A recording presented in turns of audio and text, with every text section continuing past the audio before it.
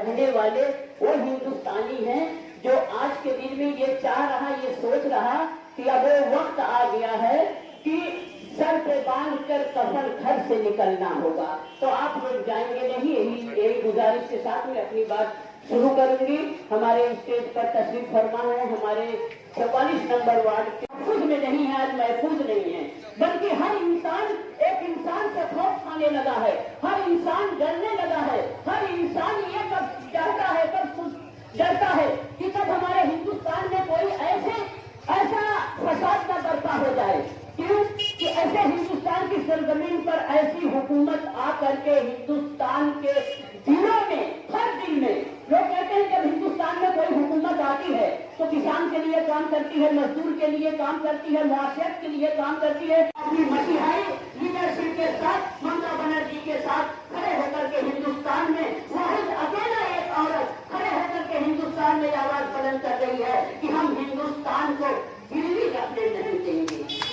आज उसी का ये मीटिंग है, आज उसी का एहतजाज है कि हर दिलों में जो नफरत पड़ रही है, जो शोर फैल रहा है, उसका ये एक नक्शा है जो मगरबी बंगाल के अंदर में हर इलाके में आज एहतजाजी मीटिंग आज ममता बनर्जी ने आवाज की है कि अपने अपने इलाकों में आप लोग एक मीटिंग कीजिए। 44 नंबर वार्ड में ये फेयर्स लाइन का एक इलाका ऐसा इलाका है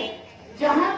ममता बनर्जी के सिपाहियों ने यही सोचा कि एक आम आदमी बनकर के, जिस तरह एक हमारा नागरिक है, शहरी है, बाशिंदा है, हम भी उसी में से एक हैं और उसी तरह से आज मतलब एक होकर के यहाँ पर अपनी बात रख रहे हैं। साथियों, जिस सिर्फ नजर उड़ती है, शोला है, धुआं है, हम ढूंढ रहे हैं कि मेरा मुल्क कहाँ है। वो मुल्क जो कभी आजाद हुआ था इस लफ्ज के साथ कि हिंदुस्तान में आजादी के बाद सब, हर कौम को, हर मज़हब के लोगों को, हर जुबान के लोगों को जीने का हुकूक हासिल होगा, जिसे हम लोग कहते हैं एकसा हुकूक। किताबों में दर्ज हो गया, एकसा हुकूक के साथ हर हिंदुस्तानी जिएगा, चाहे वो किसान हो, मजदूर हो, स्टूडेंट हो,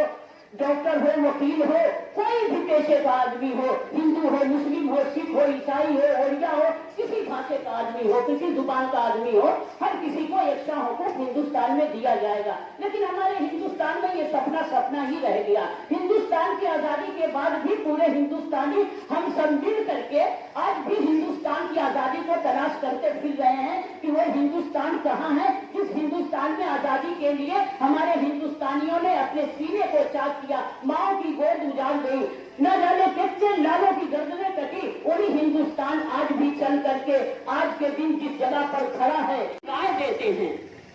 एक अच्छा मुआशरा बनाना चाहते हैं, एक अच्छे लोगों के साथ रहना चाहते हैं और सियासत के वक्त भी वो अच्छे लोगों के साथ रहते हैं। इसीलिए हम लोगों ने इस जगह का इंतखाब किया कि यहाँ से जहाँ तक हम लोगों की आवाज जा रही है, अपने बहन, हमारी बहुत सी सारी बहनें यहाँ पर बैठी हैं, मैं आप लोगों को सलाम पेश करती हूँ कि आप लोगों ने आने वाले दिनों में सेकुलर पार्टी, तरक्की पसंद पार्टी, तृणमूल कांग्रेस के साथ हाथ मिलाया है, यानी आपने हिंदुस्तान के आवाम के साथ हाथ मिलाया है। यही तो हिंदुस्तान का नक्शा होना चाहिए कि जो आने वाले दिनों में जो हम किसकी बात कर रहे हैं, आज यहाँ पर फेयर्स